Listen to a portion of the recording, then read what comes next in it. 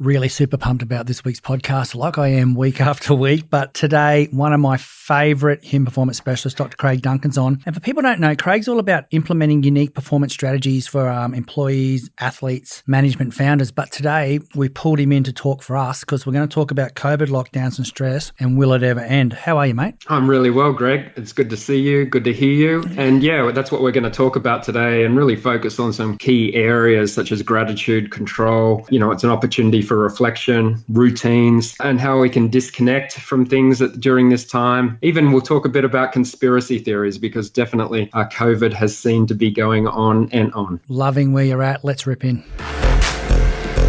Welcome to the Body Science Podcast. As always, the information contained in this podcast is for the information purposes only and is not designed to diagnose or be prescriptive to treat, prevent, or manage any injury, disease, or other health-related condition.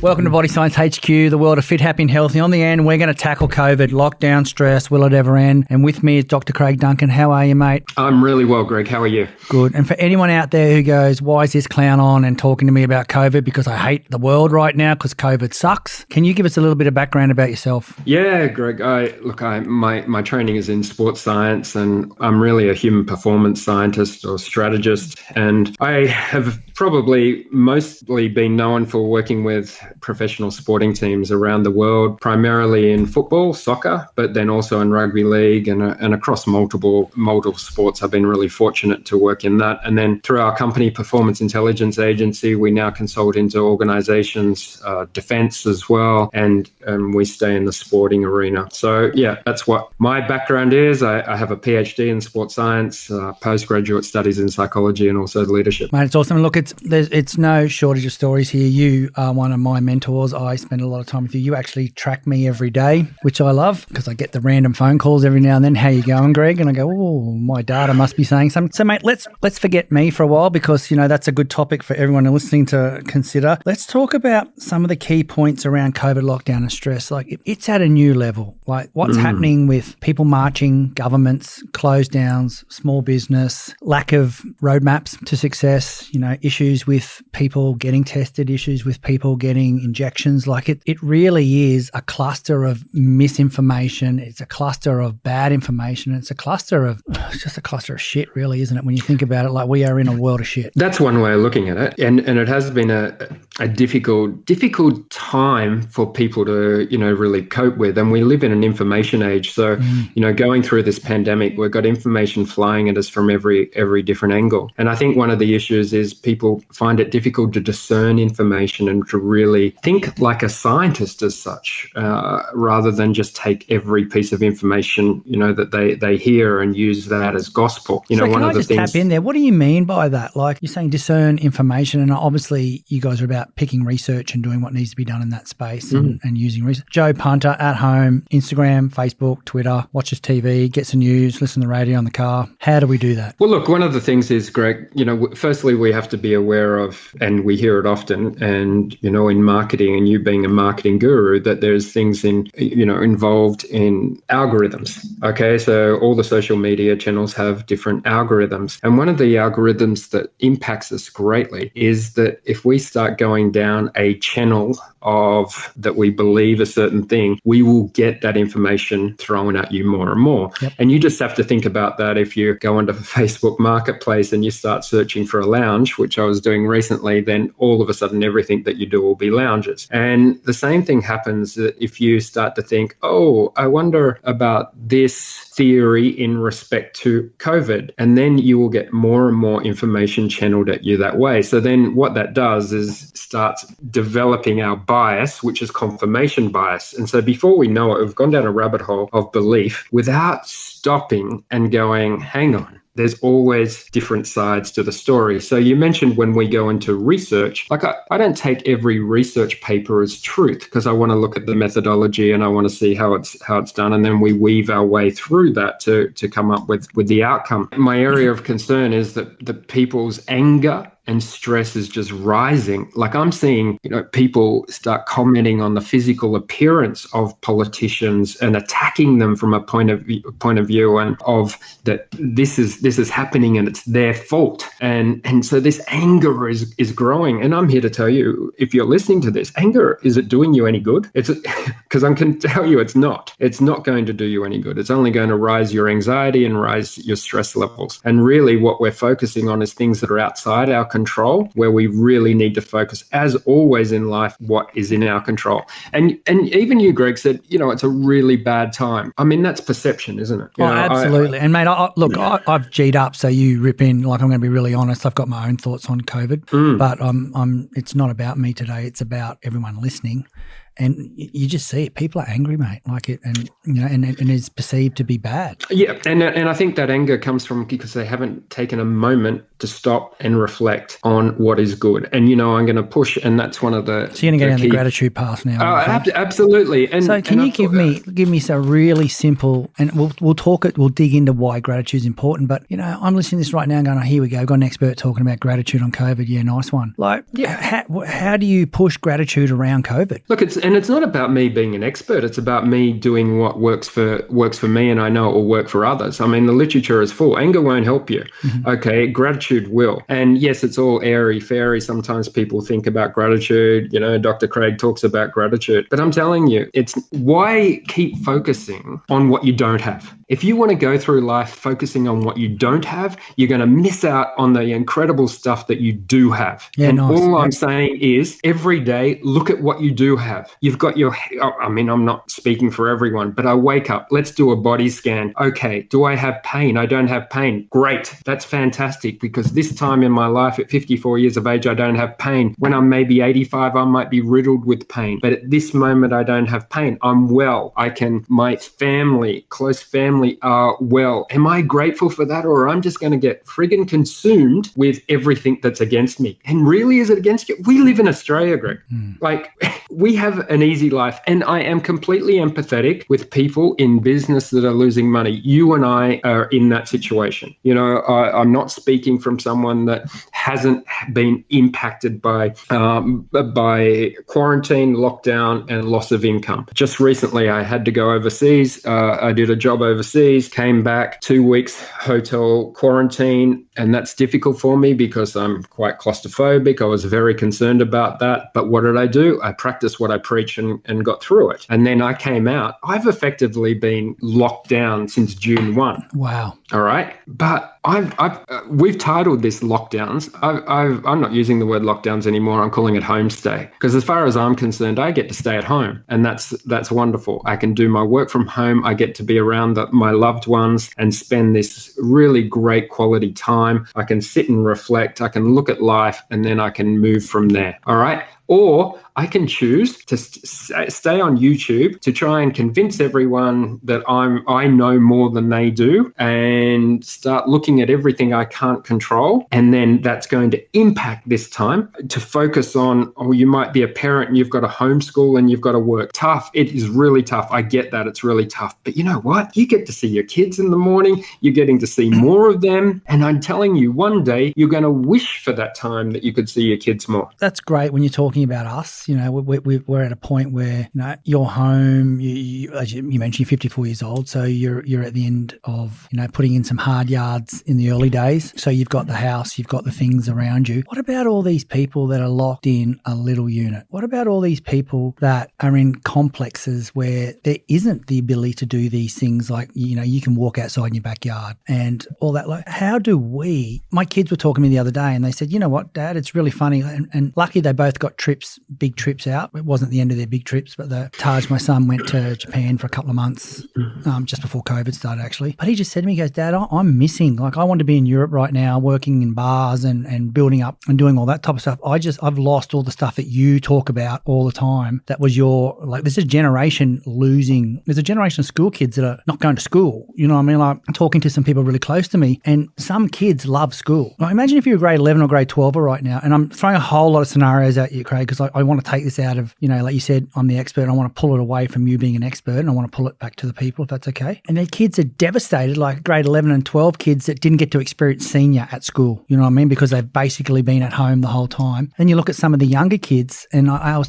chatting with someone very close to me today, and he said his son is breaking down because his son loves school, loves playing sport, loves getting into this, and he's sitting on a desk looking at his class on a computer. So how do we, like, it's okay for you and me to go, like, I can be grateful because, you have put that into me day after day after day after day for a couple of years now. So I'm really conditioned to being grateful, and I'll get up and be grateful straight away. That's something I do. But for someone locked down in Sydney, they've seen what's happened in Melbourne. There's a lot of nerves and anxiety of that coming out. We learnt some big things about people, and my heart goes to Melbourne. But, Sydney's in the middle of it now. Seriously, can we easily do gratitude just by having a chat to people and saying, think of, and I like your homestay because it's a mindset thing, but how do we as people, no, there are people who are homestayed by themselves, but most people that probably listen to this are, with a partner or partner and kids. Like, how do we do this? Look, and again, I'll say that I'm empathetic to this because I've got kids, the same age as your kids. And I do think for them in respect to, my daughter was studying overseas and had to race back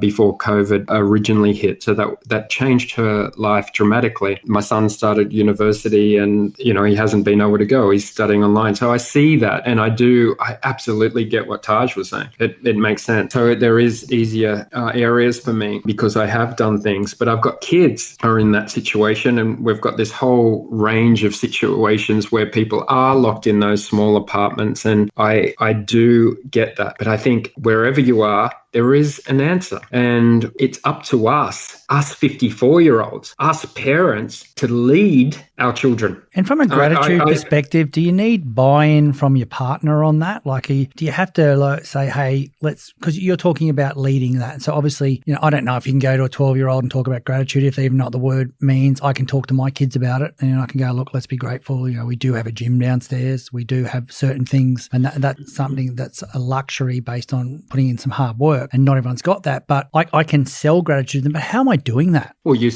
like in anything, most parenting is role modeling, isn't it? Yeah. So I don't think you can tell people anything in a lot of regards. Even what I'm saying here, I don't want to. People tend to come up with things when they start to believe it's their idea. But what I will say is, what are we modeling in every aspect of our parenting?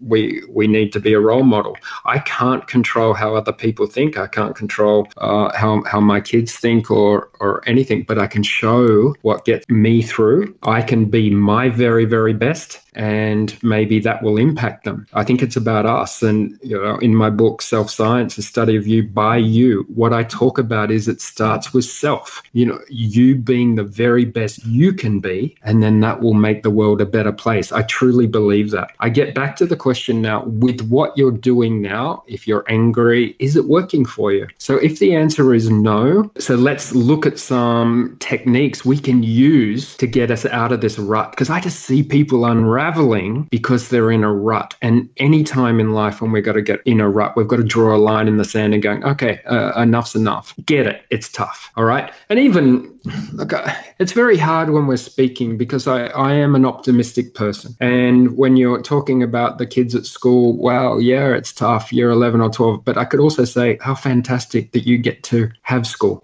when such small percentage of the population of the world actually get schooling. There is an enormous amount of kids that will never get to go to school.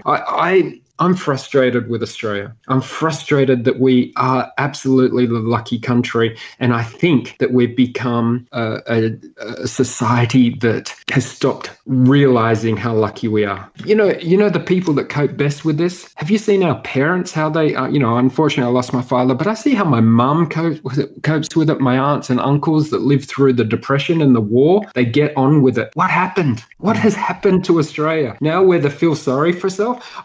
Look, we've had we've had a very fortunate time through COVID, in respect to the amount of time that we have been in this homestay situation compared to other countries. And, viewing it from when I was overseas just recently, looking back on Australia, we've become a prisoner of our own success because we didn't have many cases. We didn't have much, impact compared to other countries. And I think what stopped us there and why we're in this situation now is, because our vaccination rates have been low. I don't want to get into a debate about do lockdowns work or do they not, but I do think the impact on mental health and on other aspects of life are problematic. So we need to look at some techniques, Greg, to get us through this time. Okay, give us your best technique for showing gratitude to yourself. Well, the best technique in respect to gratitude is to just sit there and write down all the things in your life that you are grateful for. Now, what do I mean by grateful? Like what I spoke about before. Okay, I don't have any pain. You might think that's such a small thing. Oh, no, I'm 52, mate. I'm all over that. No, but we sit down there. Yeah. What about all the people in your life that are healthy right now? And imagine the alternative. Absolutely.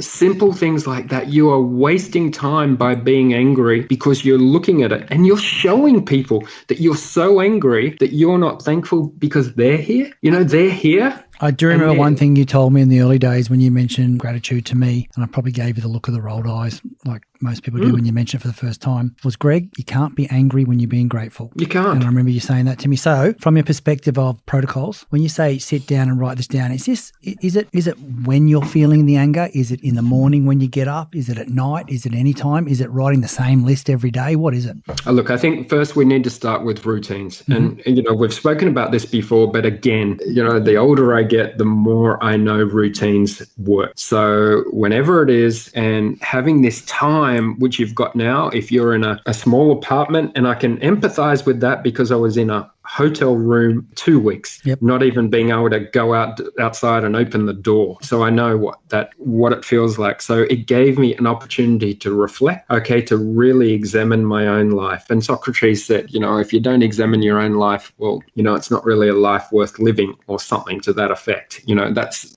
being aware of who you are and what you are and where you're at is imperative. And we don't do enough of that. This is a time to do that. And if you didn't do it last year, when we were in this situation, you've got another opportunity to sit down each morning, to check in with how you are, and then get into your gratitude practice. What do I have that is positive in my life that if I didn't have, I would be really upset?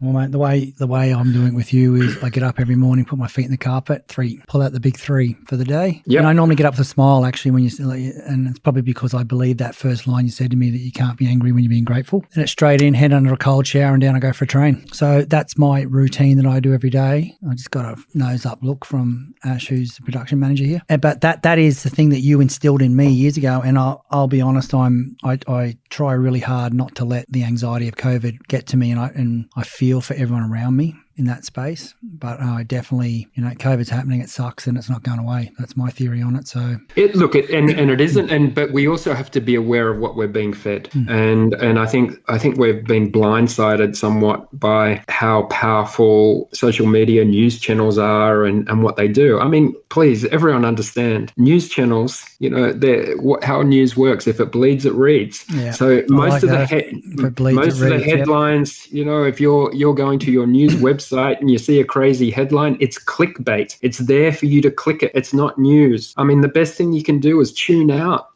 disconnect and give yourself peace. You are going down a channel that's only probably going to make you more angry. Is this part of that control part you were talking about? Like one of the things you mentioned in the key talking points today was control. Yeah. Is this what you're doing? Like take control? Is that what you're saying? Or I'm looking at life. I mean, a fundamental way I look at life is I look at what I can control and what I can't control. If it is outside of my control, it will stay out there, because that's where people get into a dodgy sort of area when they start to dip into things that they can't control. And when you go there, it's a real problem. So what can I control? I can control how I conduct myself. I can control how I see the world and the perception that I have. I can choose to take an optimistic attitude, or I can choose to take a pessimistic attitude. I can choose to have a really good routine and focus on my health. I can choose to exercise. I can choose to sleep well or work on my sleep. I can choose to eat well. These are all things that are in my control. And if I do these things, then I'm going to be better off. As soon as I start to,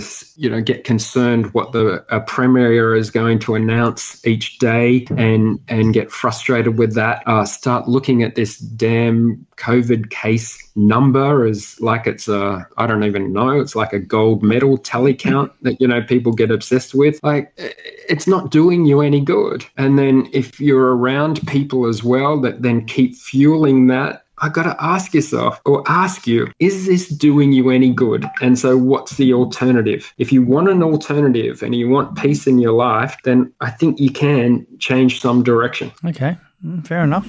This week's podcast is brought to you by New Shred Ultra Advanced. We hope you enjoy the podcast. Get in, have a listen, and if there's any questions, contact Body Science Customer Service. We're here to answer everything you want to know. So, Craig, you talk about a time for reflection, and you extend that a little bit, and we'll dig deep on that in a second. So you just spoke about control, okay, gratitude into control. And now we're going to get into the process of time for reflection. Like, seriously, as an outsider, what does that mean? Look, I mean, for me, what it means is that I take time with my journal. I sit down. I am quiet. I take time for me just to sit down and quiet. And I ask anyone listening to this now, when was the last time you did this? Okay, sit down, nothing on. I'm not talking you're sitting down watching TV or anything like that. You're just sitting down, and then you can open a book, a journal, and you can start to write some notes. If you want to know what you can start with, start to think about control and what is in your control. Draw a big circle, and then inside that circle, draw another circle. And in that smaller circle, write down things that you do have control over. Write down things that you do have control over, and then write down the things that you don't have control over. So when you look at those things that you don't have control over, really list them. And what are some examples of that, Greg? So, Greg, you tell me, what are some examples you don't have control over? I have no control over what the government's going to do with COVID. So as far as, our business runs on having business partners, their doors are shut, like they're not allowed to trade. So I have zero control over that. Okay, so it's a stressful situation, all right? However, if you invest more mental energy into that, is it going to do you any good or not?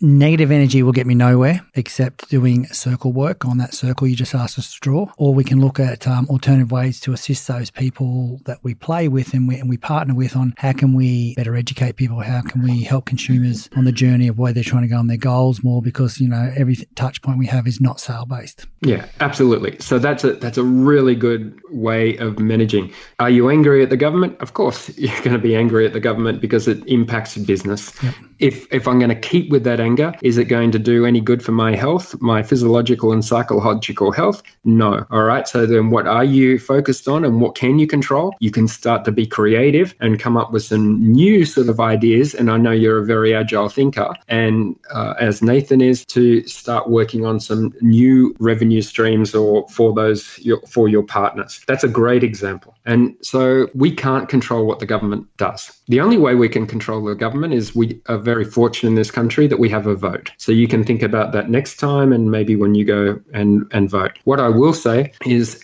most of the people in the government, I'm sure they're trying to do their best. They might be incompetent in some regards or competent, doesn't really matter. But that's in all areas of life and they're just in the spotlight. I think there's difficulties for them as well. And I can hear people saying, well, they're paid to do it. Well, okay, you're paid to do a job as well. Yep. Are you in the spotlight every day? That's another matter. But basis, you can't control it. So really define what you can control and what you can't control. I can't control what people do in respect to how they handle COVID. I can't get worked up about people's perceptions of vaccinations. All I can do is, if I'm in a conversation, is to be curious why people are thinking that way, to be genuinely curious, to ask them where they maybe got their information from a curiosity point of view, but I can't then change their mind or anything like that, nor should I get worked up about that, because it's about staying physiological and psychologically healthy in my own way. If you spend your life in the uncontrollables, and so many people do, not during COVID time, so many people do in just every time, you're not going to live a peaceful life and you're not going to maximize maximize your potential. So one of the key things you can take away from this podcast, if you take nothing else away today, is work out what is in your control and what is outside your control, and then that's it. And is this the way I've heard you recently in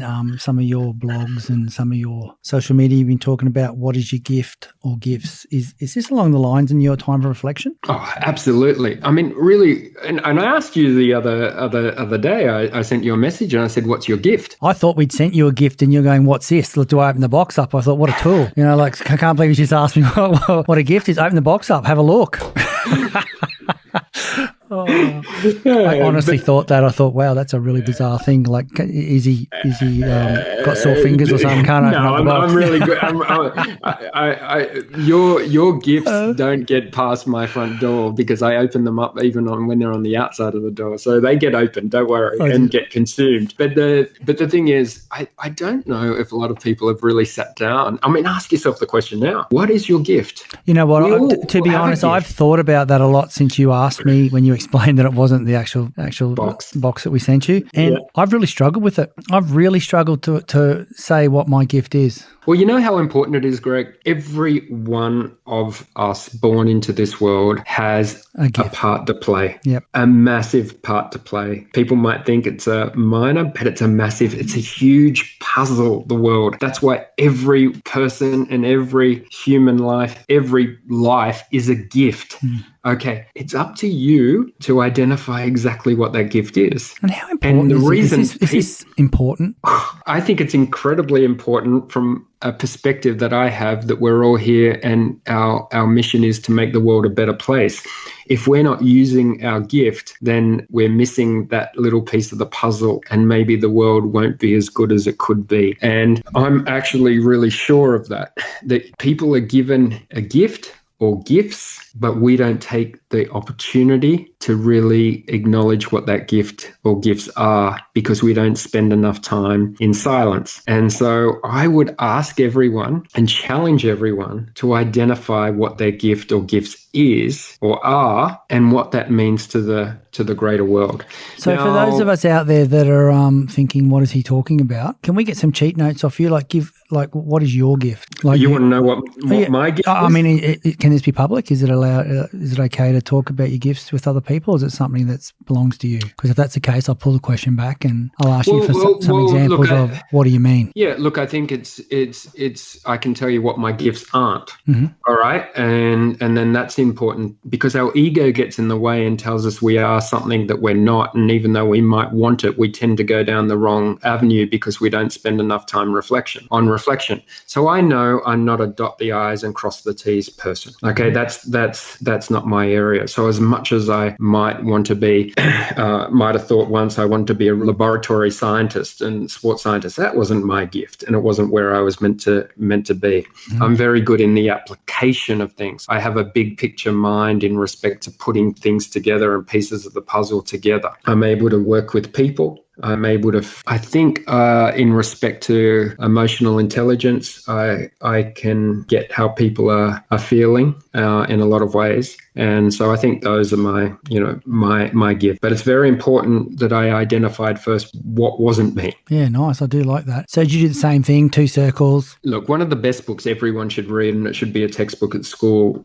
from school, is Stephen Covey's 7 Habits for Highly Effective People. It's a classic book. And Covey talks about the circle of concern. And so when you read that when you're young, you start to keep that in your mind. And it's also always part of my mind. So each day I really reflect on that. Is this in my control? I mean, there's areas that are somewhat in your control. And like, I'll give you an instance, Greg. I spoke about it yesterday. Is we say you're going for a job interview, okay? The outcome of that job interview is outside your control. Absolutely. What is inside your control is to do your very, very best in respect to the preparation for that interview. If you can look in the mirror and say that I've done my very, very best in the preparation, you've won. That's it. You've won. And you perform accordingly in the interview process or whatever it is. What happens in the outcome is up to you. It's exactly the same in sport. Is your preparation on point? Yes. well, then that's it. The game will take care of itself. That's how it is.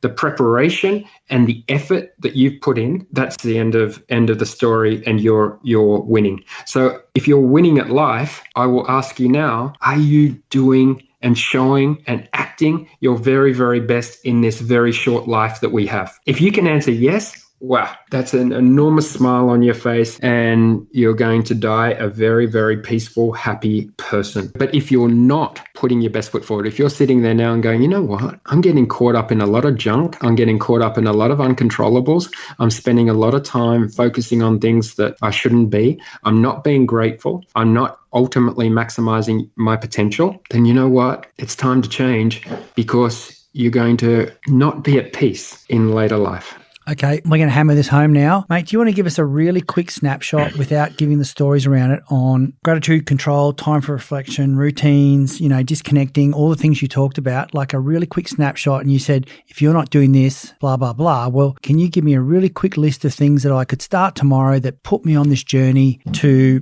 looking at changing my life? Yeah, absolutely. I mean, Everything starts, let's say, okay, what time do you need to wake up tomorrow? Okay, if I need to wake up at 7 o'clock, all right, let's work back 9 hours from 7 o'clock. Mm-hmm.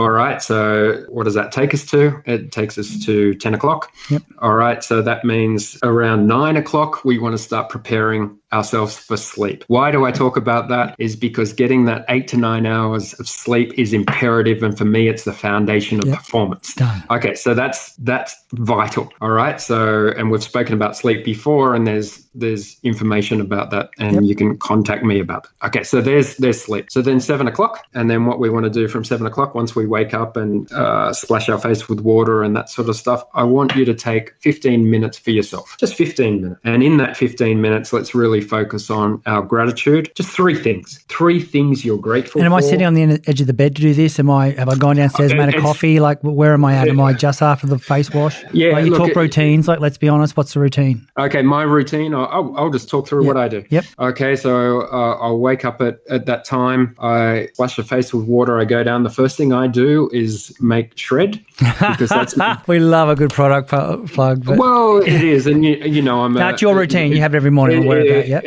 It's very important to me, because that drink means to me something special. And so I make the shred, and I sit in a chair in my office. I sit down and sip that drink, because that drink, and it could be a coffee for you, it could be a cup of tea, it could be, BSC green tea, it could be any of those. What it is, that drink means, okay, this is reflection time. I have a couple of books that I look at, just some philosophical books. You don't need that, but, I look at those just to fill my mind with some interesting stuff, with some wisdom. Okay, I haven't looked at my phone during this time. Mm-hmm. I then put the date at the top of my journal and write a few notes, and then I'll end that writing with, okay, what am I grateful for? What are 3 things that I'm grateful for today, and they can't be what they were yesterday? Yeah, nice. So I'm building on my gratitude. I'm also aware of if there are stresses. I've identified those, but I think, okay, what is the answer to this? Is it in my control, outside my control? What can I do from